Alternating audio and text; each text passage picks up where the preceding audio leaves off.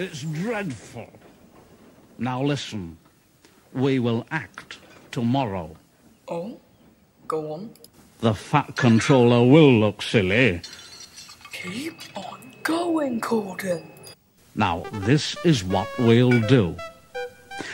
In the morning, when the driver... Trouble in the shed. Hey, it's not my fault. It's those silly big engines. Why are you blaming it on me? Those were my fault.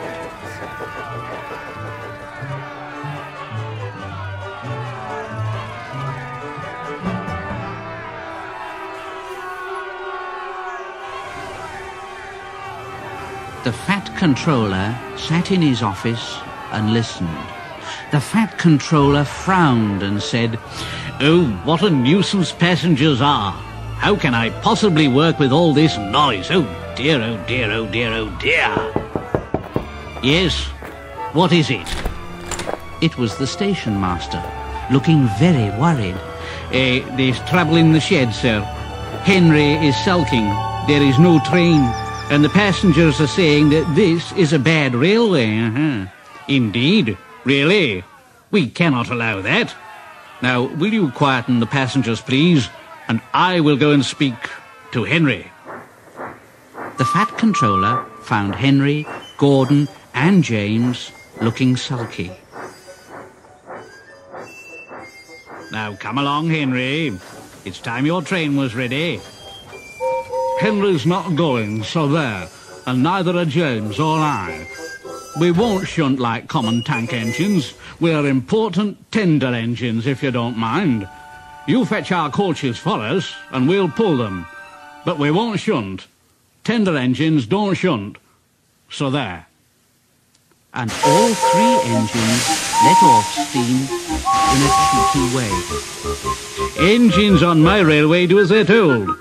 I'll go and find Edward.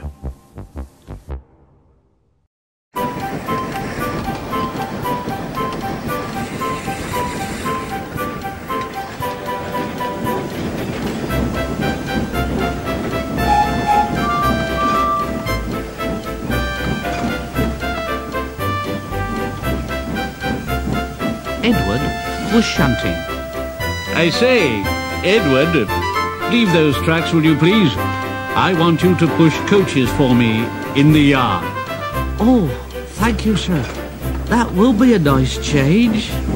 That's a good engine. Off you go then.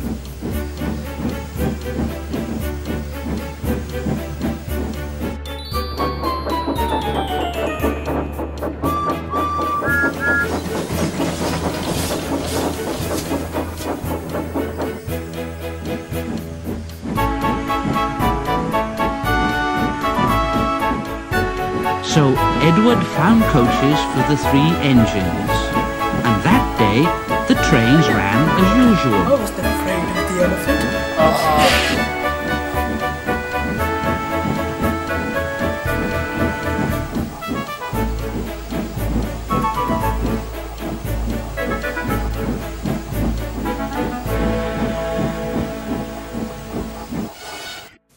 But when the Fat Controller came next morning, Edward looked unhappy. Gordon came past, clanking and hissing very rudely.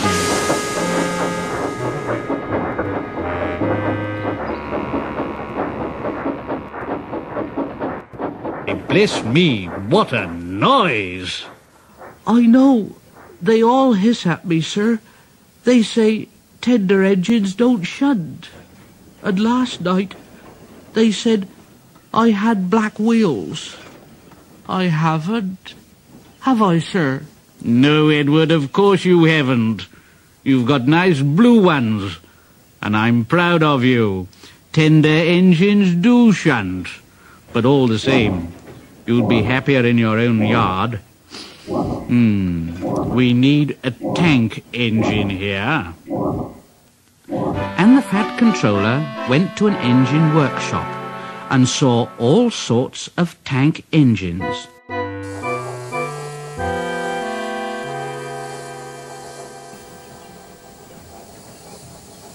At last, he saw a smart little green engine. Yes, yes. I think so. That's the one. I say there, if I choose you, will you work hard? Oh, sir. Yes, sir. Yes, sir. That's a good engine. I'll call you, Percy. Yes, Percy. Do you like that, Percy? Oh, yes, sir. Thank you, sir. Yes, sir.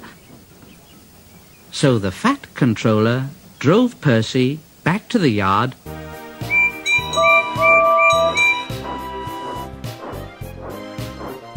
and introduced him to Edward.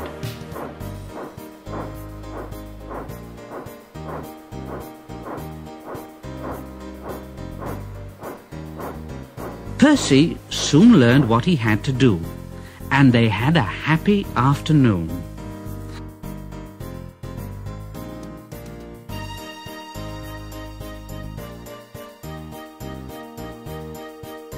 And then Henry came by, hissing as usual.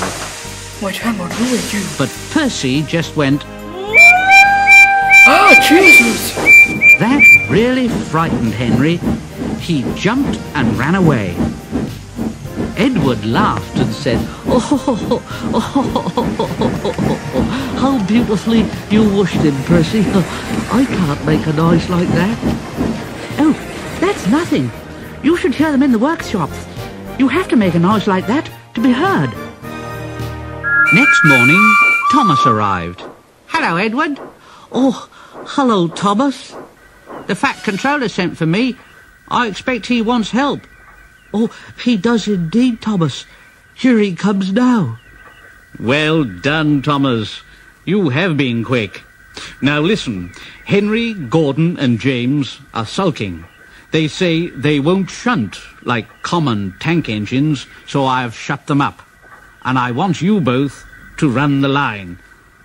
Common tank engines, indeed. We'll show them. Well done, Thomas. And Percy here will help too. Won't you, Percy? Oh, sir. Yes, sir, please, sir. Edward and Thomas pulled the trains. They started at opposite ends and whistled to each other as they passed. There were fewer trains, but the passengers didn't mind. They knew the three other engines were having a lesson. Henry, Gordon and James stayed shut in the shed and were cold, lonely and miserable. They wished now they hadn't been so silly.